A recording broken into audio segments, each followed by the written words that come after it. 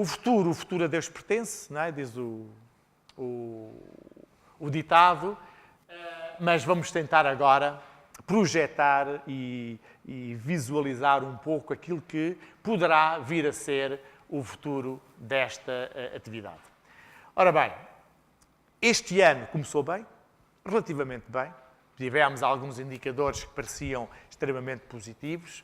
A reposição da taxa do IRS, diminuímos o desemprego em 1,5%, os índices de confiança do consumidor estavam a crescer, as taxas da Euribor estavam negativas até, e de facto isto eram indicadores bastante interessantes.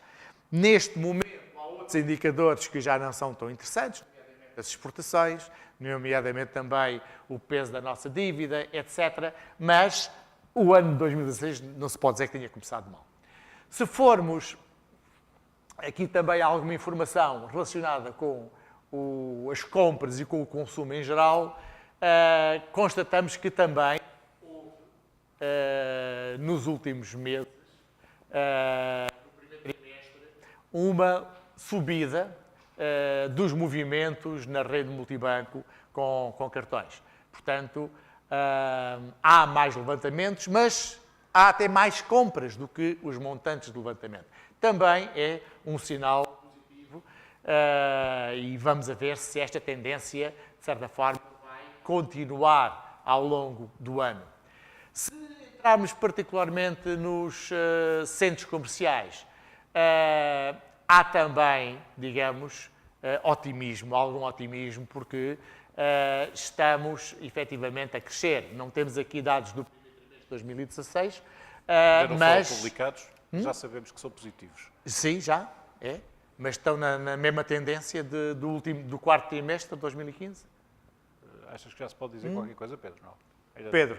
Não pode. Ainda não. São positivos. Pronto, mas de qualquer forma há essa percepção de que estão a ser positivos. Ou seja, o tráfego está efetivamente também a crescer em termos dos shopping centers. E no que respeita às vendas, também há esta subida interessante no último trimestre do ano passado e que provavelmente também se manterá no primeiro trimestre deste ano, embora ainda não haja, portanto, aqui valores. Mas tudo isto, de facto, denota uma tendência crescente que só pode dar-nos alguma perspectiva positiva. Também é uma tendência de recuperação, porque nós não nos podemos esquecer que tivemos uma travessia do deserto muito significativa e, de facto, estamos a recuperar ainda de um período de quebras muito significativas no consumo privado, ao qual os shoppings não foram alheios. Exceção, não? Pois não. Sim. Muito bem, mas... Agora falo eu. Fala lá mais um bocadinho. Sobre o futuro. Sobre o futuro, que, como tu dizes, a Deus e ao poeta pertence, eu digo que ao poeta pertence porque, de facto, há uma garantia de que o nosso futuro vai ter de certeza, e que é a mudança, porque a mudança faz parte do contínuo daquilo que é as nossas vidas, nós vamos ter que viver com ela. O que é que se perspectiva que possa vir, no fundo, o futuro para os centros comerciais, não só em Portugal, mas eu penso que de uma forma geral. É muito difícil, eu não tenho uma bola de cristal e de facto, torna-se muito complicado nós podermos aferir, mas se nós olharmos um bocadinho para aquilo que são os principais drivers e as principais forças que vão motivar este processo de mudança, eu diria que há três grandes grupos de forças. Uma que tem a ver com o desejo intrínseco do consumidor e aquilo que é o comportamento do consumidor, uma que tem a ver com características demográficas com as quais nós vamos ter que lidar e que vão fazer parte daquilo que vai ser o nosso futuro, e outra que tem a ver com aquilo que é o desenvolvimento tecnológico. E é um pouco da combinação e da forma como esta indústria vai reagir a esta combinação de fatores que vai nascer aquilo que vai ser, no fundo, o sweet spot, a zona de qualidade, digamos assim, do desenvolvimento do que vai ser o processo do retalho e também dos centros comerciais. Dentro do fator desejo, do fator consumidor, eu diria que há três grandes aspectos. Um que tem a ver com a diferenciação e personalização, um que tem a ver com a sustentabilidade, outro que tem a ver com a experiência. Hoje em dia há uma tendência muito alargada para, de facto, o consumidor procurar aquilo que é o produto que lhe diz diretamente respeito, aquilo com o qual ele se identifica, aquilo com o qual o produto ou o serviço que ele utiliza também para ele próprio se identificar e se diferenciar do contexto onde ele se insere. Isso vai originar o quê? Vai originar shoppings com tenant mix diversificados, se calhar a tal especialização que já existe noutros sítios. Vamos ter shoppings que vão deixar de ser tão generalistas para serem mais focados em posicionamentos com uma maior predominância em determinadas áreas, mais especializados, sim, eu diria. Obviamente, os são sempre generalistas e até a própria generalização se vai tornar ela própria também um fator de diferenciação relativamente aos outros, por oposição, não é? Porque cada vez que no contexto do universo uns quantos se vão posicionando de forma distinta, aqueles que têm o papel de serem generalistas reforçam esse papel e eles próprios se tornam, por posicionamento convicto, shoppings generalistas. O fator marca, não necessariamente a marca como um driver de status, como era no passado, mas marca porque há uma identificação do consumidor e do cliente com valores esses que lhe são intrínsecos e que são intrínsecos também a essa marca. Eu procuro e utilizo e desejo determinada marca porque ela vive e comunga dos mesmos valores que eu. E o preço aqui, ainda há pouco estávamos a ter esta conversa sobre algumas marcas que trabalham com preços baixos, o caso, por exemplo, da Primark. A Primark, que é uma marca que teve um impacto muito grande cá em Portugal e que tem um posicionamento claramente de preço baixo. O preço vai deixar de ser o tal fator crítico, no sentido em que eu, enquanto consumidor, rapidamente conjugo o produto de preço baixo com o produto que pode ser significativamente mais caro, mas pelos seus valores eu estou disponível para pagar um premium. Portanto, a calça Primark com o casaco com aquela marca que eu valorizo e pela qual eu estou disponível a pagar, isso vai ser, e já é, um fator muito comum. O desejar mais do que o necessitar, porque de facto, enfim, hoje nós temos um pouco essa tendência do auto-indulgence em termos de consumo e de facto, embora tenhamos um consumo muito mais moderado do que tínhamos se calhar há 10 anos atrás, por força da natureza daquilo que foi a crise, na realidade nós passámos a valorizar muito mais o fator desejo, porque também sabemos que ele se tornou muito mais aspiracional e muito mais querido enquanto consumidor. E a tal aspirar à genuinidade e à personalização. O produto que diz claramente que tem a ver comigo, que tem a ver com as minhas necessidades, que tem a ver com o eu, pelo seu valor, pelos seus valores, pelos valores que eles passam. Significa basicamente que hoje em dia há uma complexidade de comportamentos e a diversidade de escolhas se tornou tão grande que na realidade o próprio processo de procura, o comportamento do consumidor é muito mais segmentado, tendo em conta o tal produto, a marca, a exclusividade, etc., do que tinha há algum tempo atrás. Eu posso procurar, quando vou à procura de uma determinada peça, eu posso procurar fazer uma compra comparada muito mais extensiva e eu vou especificamente, por exemplo, procurar produtos que têm a ver necessariamente ou que podem ser personalizados ou individualizados e que têm muito mais a ver comigo. Portanto, vai haver, de facto, este grau de complexidade vai ser determinante para a construção dos tenant mix. O fator sustentabilidade, obviamente nós conhecemos por aquilo que tem a ver com o impacto ambiental, que tem a ver com a origem dos produtos, tudo aquilo que é saúde. Nós podemos dizer que está démodé, na realidade não está.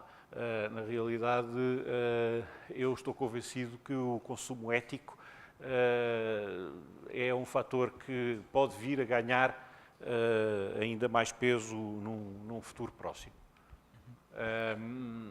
Nós temos que, hoje em dia, um determinado leque de consumidores entre os 25 e os 39 anos, os tais jovens que predominantemente estão nos centros comerciais, como o José António dizia, são muito mais propensos a uma compra ética e que essa propensão está a crescer. Portanto, nós sabemos que, em termos de, não tanto para Portugal, obviamente, mas para Portugal, que acaba por, de alguma maneira, incorporar este tipo de comportamentos e importar este tipo de comportamentos de outros mercados, nós próprios vamos ter em Portugal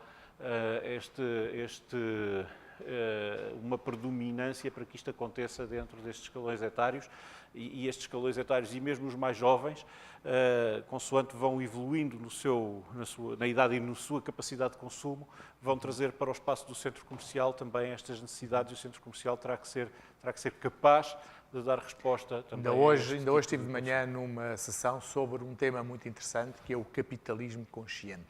Sim. Ou seja, o desenvolver a atividade comercial, mas responsável, sustentável e dirigida não apenas pelo objetivo do lucro, mas também pelos valores e pela, digamos, humanização das atividades comerciais. Sim. E não tenho dúvidas que é uma tendência que vai cada vez mais afirmar-se, até porque, como disseste bem, as novas gerações, que serão os consumidores da amanhã, irão estar cada vez mais atentos e mais exigentes no que respeita a esse tipo de atitude e de comportamento por parte das empresas. Sim, e uns exemplos práticos tem a ver com a própria Primark, por exemplo, que tem sido sempre, ou foi muito acusada de estar a utilizar determinado tipo de mão de obra para poder ter esse nível de preços. Eles, na realidade, já vieram Tem códigos de conduta e códigos éticos, não, exatamente. O que se passa é isto assim, e nós, de facto, conseguimos praticar estes preços por esta e por aquela razão.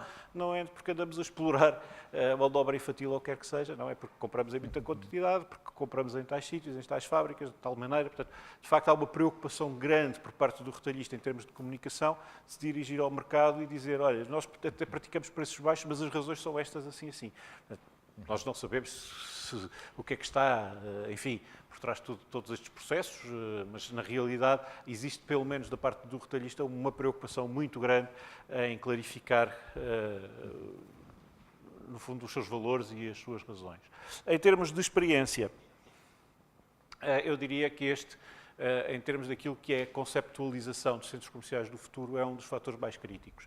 Fala-se muito da experiência como o principal driver de consumo. Eu estou convencido que é muito difícil definir experiência. Experiência é algo que fica marcado na nossa memória quando nós executamos ou quando praticamos uma determinada ação, quando vamos a um centro comercial, quando compramos um produto, etc. Se nós o conseguimos reter na nossa memória porque fomos positivamente impactados por algo, então eu diria que há aí um fator experiência. E vai haver uma procura muito grande naquilo que é o desenvolvimento de futuras experiências de consumo. Uma das designações que eu tenho mais visto nesta indústria é exatamente o The Ultimate Consumer Experience, como sendo quase um chavão, mas que na realidade vai ter que ter repercussões ao nível daquilo que é a conceptualização dos espaços, a definição dos mix, etc. Hoje, enfim, conhecemos já inúmeros espaços,